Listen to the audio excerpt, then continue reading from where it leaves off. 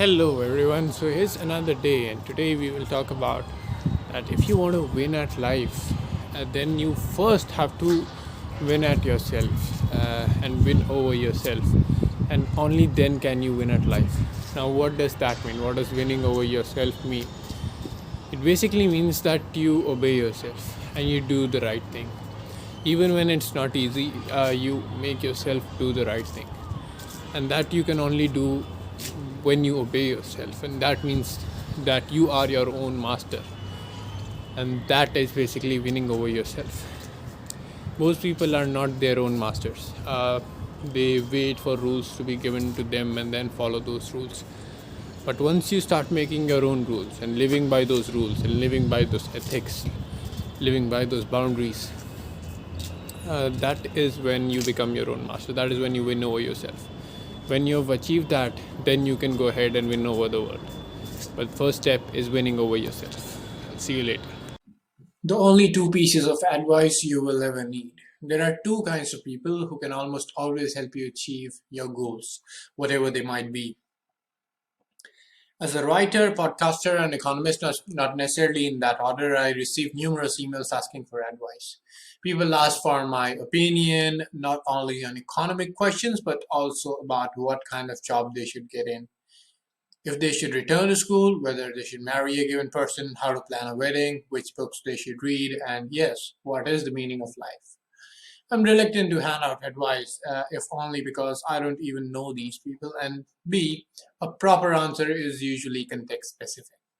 Nonetheless, I think there are two pieces of advice that are appropriate for almost everybody in response to almost any question. Here they are. Maybe I should just send all future requests for advice link to this column. The first piece of advice stems from what has dubbed in Silicon Valley the small group theory. It goes like this. When working on any kind of problem, task, or question, embed yourself in a small group of peers with broadly similar concerns.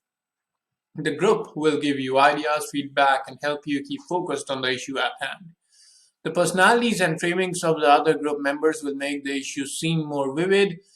Membership in the informal small group may also make you more willing to help its other members, which in turn may boost your morale and performance. After all, there are few problems you are better off facing alone.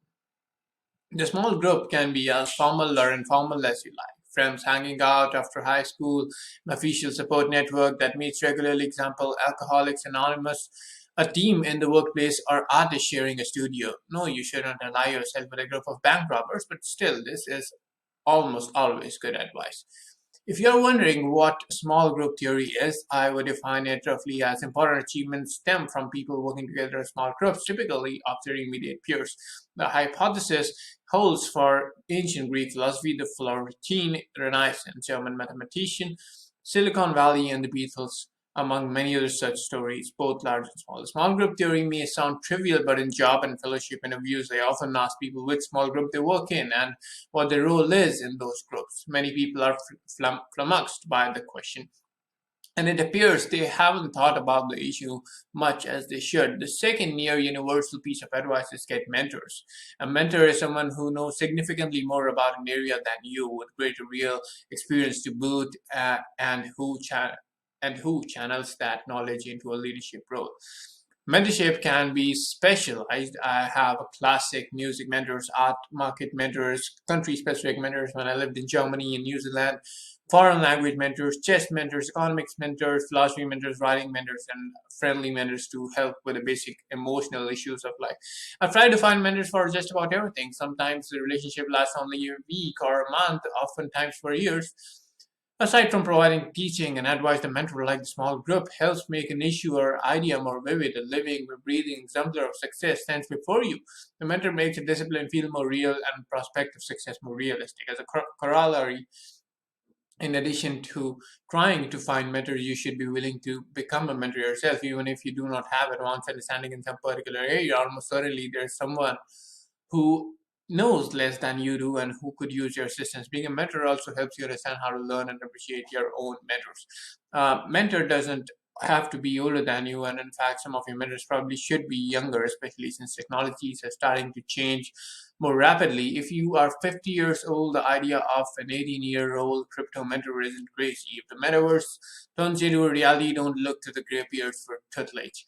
The relative dearth of male to female mentorships in one of the major factors holding women back from greater careers. Yes, the sum of implicit but not necessarily international intentional discrimination deserves further discussion. So there you have it, small groups and mentors. And if you don't agree, well, I know a small group for advice giving that might like a word for you. Okay, that was the blog for today. The two pieces of advice that you can probably give anyone is one is to get mentors, and the other is to work in a small peer group so that you can make the idea more vivid and add more detail and perspective to it. Okay, that was the blog for today. Bye.